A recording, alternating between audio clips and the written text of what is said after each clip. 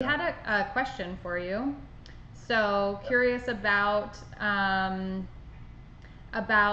giving a few examples of function of some specific muscles. So specifically the adductors and the hamstrings, but any others that are interesting too that maybe people often have a misunderstanding about.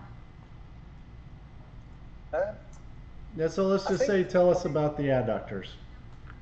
Adductors. Okay, so they insert around the back of the femur and obviously up into the pubis.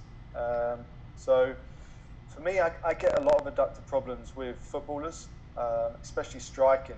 So the adductors for me, if you take every other muscle off the body, so you really highlight on that muscle itself, and then you look at when it's getting lengthened and when it needs to contract to then bring everything back again. So when it's lengthening, it's controlling that motion. That's the biggest thing to sort of understand.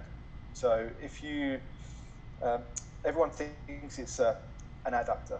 Yeah, that's the point. It's a bad name for a muscle it doesn't do. You go into abduction. Yeah. But we don't do a lot of that movement functionally. Again, bringing things back to gait, back to walking or running. The adductors are absolutely huge when you're walking and running. On the back leg, the adductors getting put through a massive stretch in the sagittal plane. Yeah. The pelvis is coming forward on the opposite side, so you get an internal rotation on that back leg, which the adductor is decelerating, ready to then pull through. And it's also part of the anterior sling, so the abdominals into the adductors. So if you think about the abdominals getting wound up by the arms going in the opposite direction and the trunk rotating in the opposite direction, that adductor on that back leg, so maybe the right leg's going back, left leg's coming forward, trunk is rotating round to the left, so the abdominals getting wound up in transverse plane, bit of frontal plane, bit of sagittal plane, the adductors getting lengthened through extension, there's internal rotation because the pelvis is coming forward on the left hand side. There's a little bit of abduction because the pelvis is probably lifting on that left hand side as well. So it's very much a sort of a three-dimensional muscle. And again, I'm kind of relating it back to walking and running because that's again the primary job.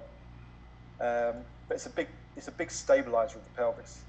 It allows motion to occur in a stable format. If your low back is unstable, the adductors are in a really grip to hold the pelvis still to stop allowing motion to occur in the low back. So if you've got any issues with the core, I don't want to go into core stability because core stability is the whole body. Yeah, it's not just your abdominals like everybody says. Let's tighten up our core and do an exercise.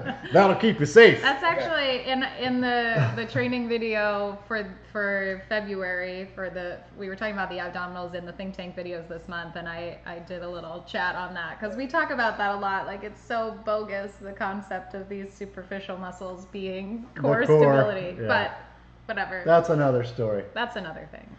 So the adductors. That's another story.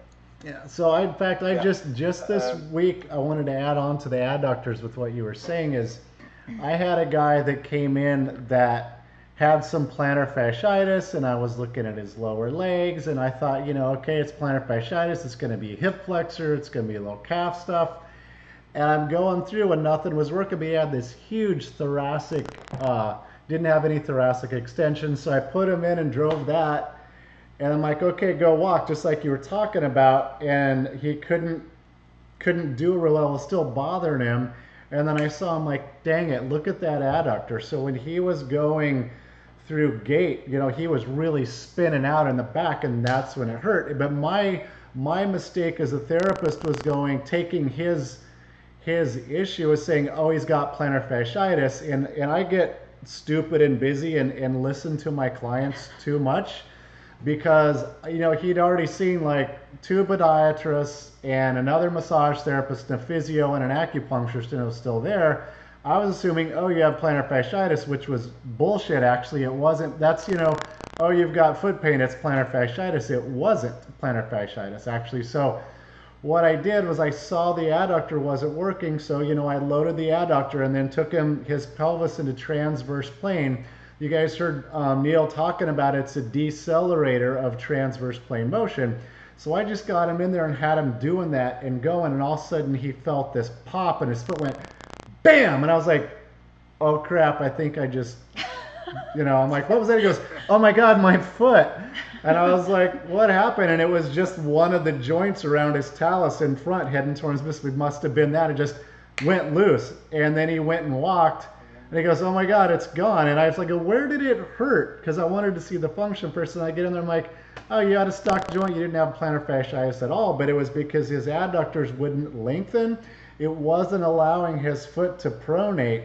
So it just got tighter and tighter. And I looked at all these other things because I believed him that he said he had plantar fasciitis, as opposed to like saying, well, where does it hurt? And it was an adductor jamming up his foot. And so you sometimes just go, oh my God, taking it at face value, because it's like, oh, it's tendonitis, it's bursitis, it's plantar fasciitis, or the person that says they have sciatica and they point to their neck. We got to realize that so many people have so much misinformation. It's kind of funny. So I just wanted to share my adductor and transverse plane motion was locked up on this guy, and it jammed up his foot bones.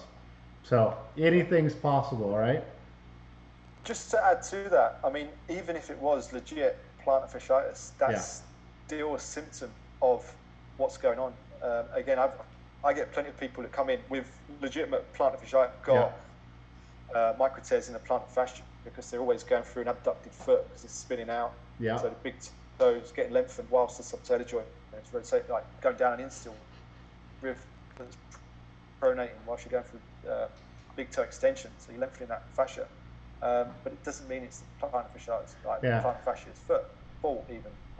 So you look at somewhere else in the chain, and it's like, why is that foot spinning out? It's not the foot's fault. Somewhere else upstairs, you get that working, and the foot doesn't spin out anymore, and plantar fascia doesn't get lengthened. So, well, yeah, you're right, and it's amazing to me over here in the States. Plantar fasciitis is such a big thing. And this is why I feel sorry for podiatrists, because I love them, but they can only look at your foot and your chain. So I see all these plantar releases. Well, it's too tight, let's go cut it, or let's put you in a crappy orthotic that gives you support as opposed to turning on motion. And people have it forever. It just breaks your heart, because they think, well, these guys are foot doctors and they know function. Well, they do in the foot, but most of the time that chain somewhere else is throwing it down. So you see people, oh yeah, well, that's probably coming from your hip flexor or the opposite calf or something. They're like, no, it's this foot. I go, I know, but why is that foot having to lock long that tissue? And it's really, if the perfect example is you're saying that if you don't understand function, you're going to go back to the same tight muscles and try and release them without understanding how the body really works, because it's not a static thing. It's like, why does it hurt, as opposed to, oh, it hurts, it's tight, let's go massage it some more, which will make it worse. Yeah. How about the hamstrings? Hamstrings are, again, from a talking Gary Gray here. He's a bit of a genius when it comes to function. I agree. That's why we talk about him every day. Yeah, he'll say it's like the reins on a horse. So you've got the reins coming round either side of the horse's mouth. It's almost like the reins coming round the side of the knee. So insert into the patella either side. So they're controlling motion going forward. They're controlling internal, external rotation. Predominantly internal rotation, especially biceps femoris, where it comes down the outside. And then there's controlling flexion and not too much internal rotation or frontal plane motion up at the hip, because it's right in the middle in the ischial tuberosity, but definitely down at the knee, they're having a huge impact. And because when the knee flexes, you generally get anterior rotation of the pelvis. You want that anyway, hopefully, because the glute's going to be switching on. Then they're kind of like controlling that at the top and then down round at the knee at the bottom. The big thing with the hamstring is it's in such a good biomechanical position to decelerate anterior rotation of the pelvis. So if you are getting a lot of anterior rotation of the pelvis, i.e. your trunk's going forward, you're reaching for something out in front, but you're not getting the internal rotation up from the foot and the leg, then you're not going to be getting the glute activation with the hamstring. And the hamstring's in such a good position in the middle, just it's always going to be working when your pelvis goes forward. Yeah. So if you're doing a squat, a deadlift, any kind of reaching forward, the hamstring's working. But if your foot's not pronating properly from some of the stuff we've been talking about, your glute's not working. Yeah. So your hamstring's going to get it bad. So Totally. I see a lot of hamstrings that are pretty knackered, and people try and stretch hamstrings out. Knackered, by the way, knackered is a official British medical term. Knackered. Knackered, okay. It's an excellent word. I like it. I'll try and keep the slang to a minimum. It's so good. We like it. We love slang. Now use it more. Okay. Yeah, so going after the hamstring, again, it's a symptom. It's not necessarily the crux of the matter. You need to be going after potentially the foot, potentially other parts of the pelvis, potentially thoracic spine, potentially shoulders, to get that load sharing back, to get the big muscles working, to take the emphasis off the little muscles that are doing too much work.